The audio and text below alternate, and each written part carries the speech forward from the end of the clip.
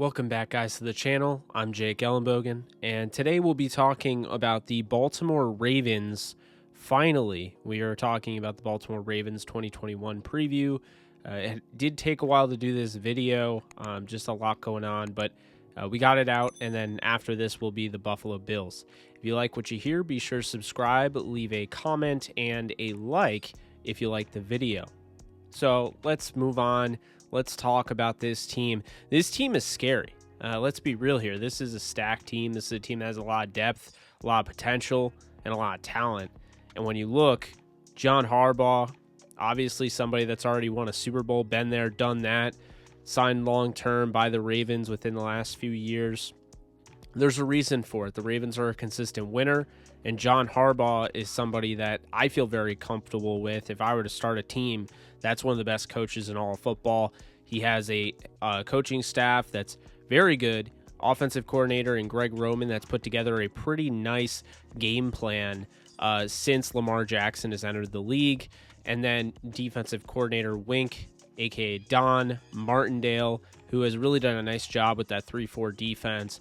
We're going to go through it. We're going to talk about each position, starters, and key contributors, and that will be that. So let's start off. Lamar Jackson, former MVP in 2019. He has the backups behind him, Trace McSorley and Tyler Huntley, both of which have had to play, and they played last season. As we know, McSorley suffered the injury, and therefore Huntley had to come in and try to win the game, which he did not. But the fact of the matter is this: Lamar Jackson has been just a total gem since the Ravens traded back into the first round in the 2018 draft and acquired him with the 32nd overall pick. Lamar Jackson, 7,085 passing yards. You look at his 64% completion percentage and a passing touchdown to interception ratio of 68 touchdowns and 18 interceptions, leading to 102.6 passer rating. Lamar Jackson has really been a gem. And that's not even including his rushing statistics. When you look, 2,906 rushing yards, 6 yards per carry, and 19 rushing touchdowns. This guy's been everything that the Ravens have been looking for since Joe Flacco fell out of favor and eventually moved on. Former Super Bowl winning quarterback, it's hard to replace. Lamar Jackson's been nothing but amazing for this team. When you look at obviously his 30-7 record and his 7.5 yards per attempt average, it's no wonder why Lamar Jackson is considered one of the best quarterbacks in all of football and continues to get better. They added weapons this year. We will go over them, but I'm feeling really good about Lamar Jackson entering 2021. We move on to the running backs. J.K. Dobbins. Last year, we saw the rookie amass 134 carries for 805 rushing yards, 9 touchdowns, which equal a 6-yard per carry average. Clearly, this is somebody that found his stride and didn't have an issue adjusting the NFL speed. Then you move on to Gus Edwards, a veteran that's really found a niche. He's carved out a role with the Ravens and just actually got an extension earlier today. Gus Edwards, 144 carries, 723 rushing yards, 6 rushing touchdowns, a 5-yard per carry average. It's been really impressive what those two have done. And Mark Ingram was there. Mark Ingram was the talented running back, the veteran presence who was there and making an impact. What happened to him? Well, age hit him. He hit the proverbial wall. And so J.K. Dobbins and Gus Edwards took over. Together with those two and Lamar Jackson, this is one of the scariest rushing attacks you could go up against. Moving on, we have the wide receivers. Now, the Ravens knew they had to go out and get a big-bodied receiver. Not big-bodied, but at least a receiver that can make the tough catch, the circus catch, the receiver that, can adjust. They knew they had to get that. And so they did. They added Rashad Bateman via the draft. And Bateman's going to come in, after a first-round pick. He's going to come in and be the starter in all likelihood. Bateman's somebody in his career, he had 147 receptions for 2,395 yards, 19 touchdowns, and averaging a walloping 16.3 yards per catch. He's a very talented receiver, and make no mistake about it, he has an opportunity to blow up this season. Lamar Jackson has been, again, a gem at the quarterback position, and he's been looking for that big-bodied receiver or a guy that can just go up and get it. That is Bateman, and he's going to love him moving forward. The Ravens also signed Sammy Watkins in the offseason. Watkins is going to be 28 in about a week, and his career, he has 321 receptions, 4,665 yards, 33 touchdowns, and a 14.5 yards per catch average. Keep this in mind, though. While Sammy Watkins is a big name, he's only had one season in which he's had over 1,000 yards. And he's only played one full season going back to his rookie year. It was his rookie year. If Watkins can stay healthy in this offense, I suspect he will have a decent role. But, of course, staying healthy, that's the name of the game in the NFL, and Watkins just simply hasn't done that. We move on with the receivers. We're going to talk about 24-year-old wide receiver Marquise Brown, a guy that last year seemed to be a little annoyed with Lamar Jackson or the offense or something. Well, he's still around, and he is somebody to not sleep on. I think he's going to be a lot better with the addition of Rashad Bateman. He will open up opportunities for Brown. And Brown's 104 receptions for 1,353 yards, 15 touchdowns, and a 13 yards per catch average should go up moving forward. On top of that, you look at the receiver group. You have Miles Boykin, you have Benjamin Victor, you have Devin Duvernay, you have James Prochet, you have Tylan Wallace. It's honestly pretty impressive what the Ravens have done. They've gone out and they've gotten a lot of guys that either are really good at route running, really good at going up and getting the football. They all it's a diversified wide receiver group, but it's a wide receiver group that will not all be kept because there's a lot of guys that I just named. So it's going to be a fun wide receiver battle in the Ravens camp. And of course, we know no battle will come to Mark Andrews, the 25-year-old tight end, 156 receptions, 2,105 yards. 20 touchdowns and a 13.5 yards per carry average. Mark Andrews actually has more yards per catch than Marquise Brown does. So this is somebody that has really turned into one of the best players at his position, has been a gem of a pick. And that's a guy, he was the second tight end selected by the Ravens in that draft. Hayden Hurst was the first round pick. Hayden Hurst went before Lamar Jackson and Mark Andrews. But let's not penalize the Ravens too much because they figured that out, and that wasn't the best option. Mark Andrews has emerged. After that, you have Nick Boyle, who's coming off a season-ending injury. Very unfortunate with him. He's a stud all-around tight end. Not a guy that's going to get too much publicity, but he can do a little bit of everything. You know, kind of a sleeper at, the tight end possession as receiver, but he's a great blocker, and that's something that definitely needs to be said. And then, interestingly enough, the Ravens ended up trading for San Jose third-round pick that eventually went to the Jaguars, Josh Oliver. Look, coaching staff's there. They all said they liked him. He was a likable guy. He worked hard, but he couldn't stay healthy. And so he's looking for a change of scenery. This is the change of scenery he might need. We'll see what he does with the Ravens, but if he is anything like what people were projecting him to be, the Ravens just got to steal. Moving on to the offensive line, you had Orlando Brown, who you moved to the Chiefs to acquire the picks to be able to go out and get a Jason Owe or to get a Rashad Bateman. But furthermore, Ronnie Stanley's still there. Ronnie Stanley suffered a season-ending ankle injury, and the offensive line, albeit I thought Orlando Brown was amazing filling in for him at left tackle, which is why he ultimately wanted to be a left tackle. Ronnie Stanley, the offensive line was not the same without him. So that was a huge loss. They have him back. They drafted big guard out of Georgia, Ben Cleveland, a guy I like a lot, in the third round. Bradley Bozeman, average starter, not bad at center. Then you have Kevin Zeitler, who we know what Kevin Zeitler was. Kevin Zeitler is now in his, mid-30s. Kevin Zeitler is a former star at guard. He's one of the best guards in football, but he's definitely hit somewhat of a wall. He's not the same player, but they're still getting a solid player, so I got to give him that. And then, of course, Alejandro Villanueva is taking over for Orlando Brown Jr. at the right tackle spot. And I'll be honest with you, this guy is solid in pass protection. Any Steelers fan would say that, but he struggles in the run game. So it's a little confusing why a team that wants to run the ball as much as they do go out and get a guy that struggles big time. Like, not even just average. Like, he is a below average run blocker. So running to the right side might be a little bit of an issue this year, especially due to the fact that you have Zeitler, who is not the same guard that he was, and you have Villanueva, who absolutely struggles blocking for the run. Now we move on to the defense, and Wink Martindale's defense is going to be pretty good. But there's some issues here, and we'll talk about them. First off, we start off with Derek Wolfe. Very good run defender. I don't have much to complain about. He's in his 30s. This is an older team. This is probably one of the older teams in the league because they have a lot of these veterans here, and you'll see that especially in this part of the defense, the trenches.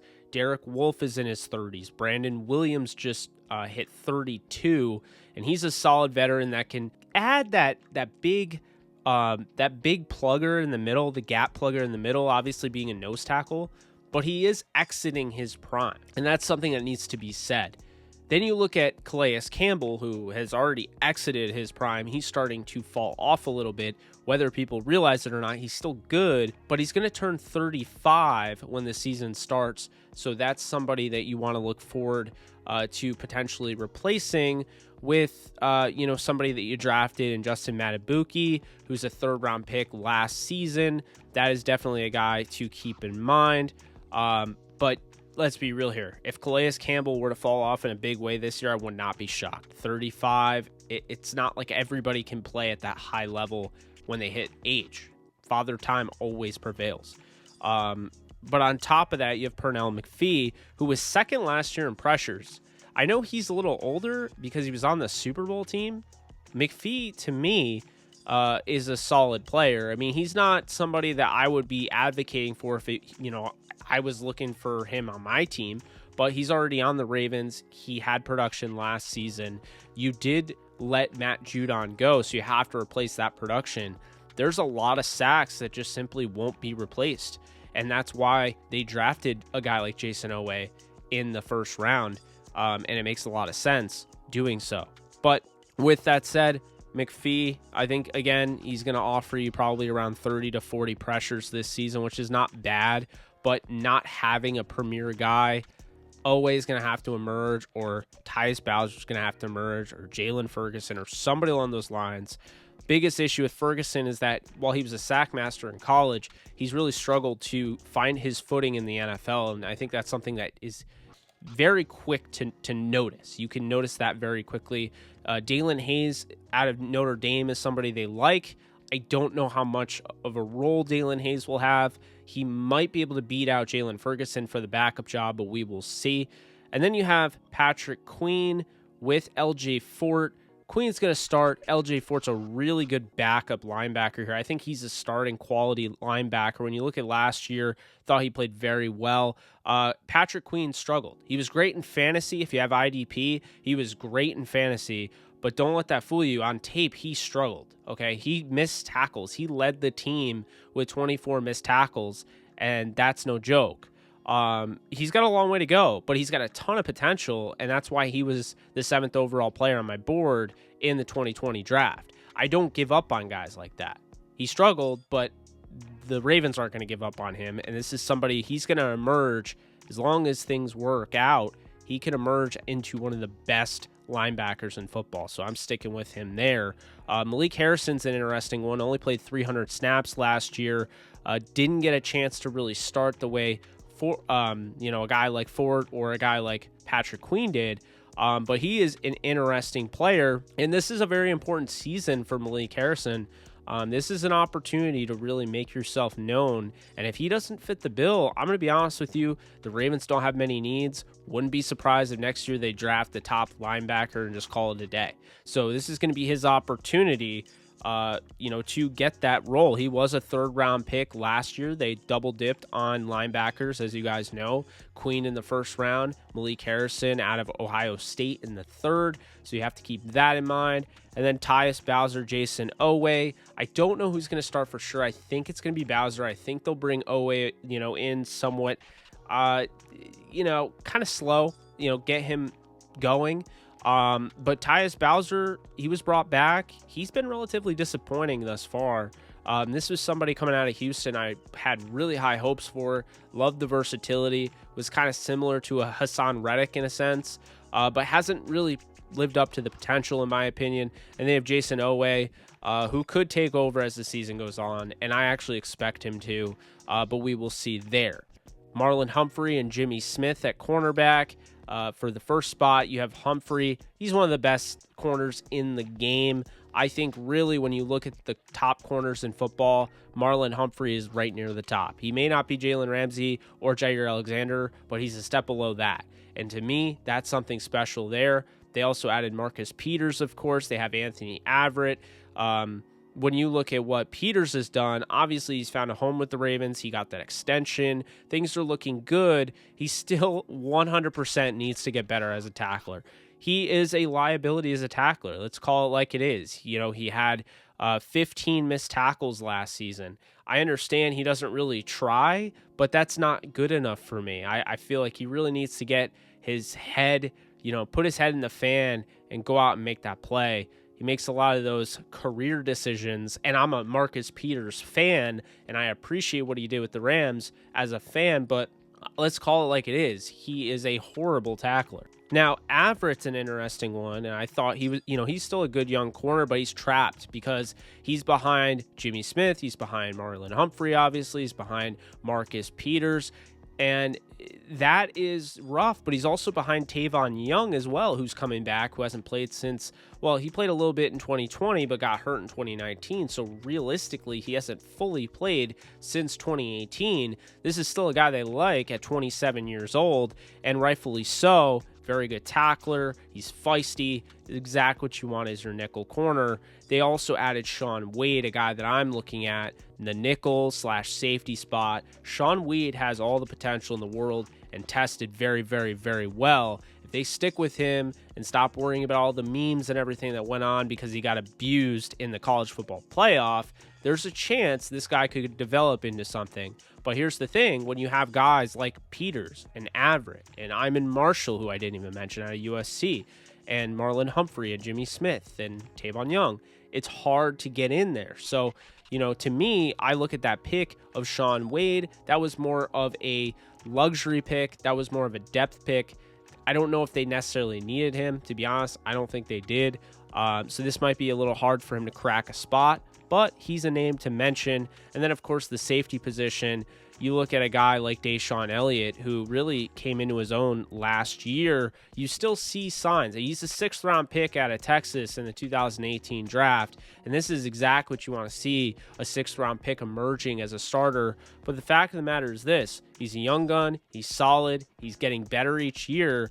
But I do have a problem with him missing 12 tackles last year. He needs to improve as a tackler. He needs to improve, controlled aggression. This is a guy that can get out of hand and try to go for the huge hit and whiff. And you saw that last year. Hopefully he continues to get better. I believe he will. But if not, there is a guy by the name of Ardarius Washington who is sitting behind him. He's a UDFA out of TCU, 100% should have gone in the first 4 rounds. He's a great safety. Some people are calling him the top 3 safety in this draft. I had him in the top 10. I love his versatility, obviously. I think he could play all the safety positions, including nickel, but I love his range, and I think this is somebody that definitely was slept on, and the Ravens are going to make do with what they have here, but I also think Ardarius Washington is going to keep Deshaun Elliott working hard because he has a chance to take up that mantle if Elliott struggles moving forward.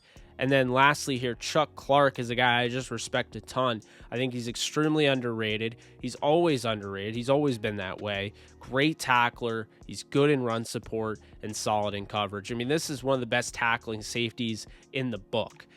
This is the definition of a glue guy. When you look at glue guys in the dictionary, Chuck Clark's name just might as well appear because he's been so good for the Ravens, and he's played alongside guys like Tony Jefferson and Earl Thomas, and so clearly he's not getting that recognition. He's not the one that's talked about. He's not the star, but he is that glue guy. He's the important guy. He's the guy that maybe, you know, people don't have his jersey. Maybe he's not on people's IDP teams, maybe all that stuff, but he's very important. I'm a big fan of Chuck Clark. I recognize his value, and I think it's time for people to start doing that.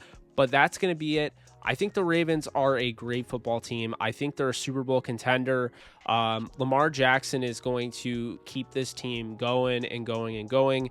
And just wait, Wink Martindale is going to get this defense going. They have a lot of talent. And bottom line is, if Patrick Queen and Malik Harrison are able to emerge and be the players that I expect them to be, this defense is going to be tough. You'll look at, obviously, they're going to want to, you know, add on to their defensive line as time goes on because they're older, but that's really it. The secondary is loaded. Deshaun Elliott is looking to take that next step, and if he does, there's not really going to be a hole. So for me, I look at this team. I think there's concern, obviously, with Alejandro Villanueva as a run blocker, but we're talking about nitpicking here. I feel really good about the Ravens moving into 2021. I'm not going to say they win the Super Bowl, but I definitely think they're a Super Bowl contender. And I think Lamar Jackson will once again be in that run to win the MVP. Last year was a little bit of a down year, and yet still his career statistics are amazing. So that should tell you all you need to know. But again, that's going to do it for me. Hope you guys enjoyed this preview of the Baltimore Ravens in 2021.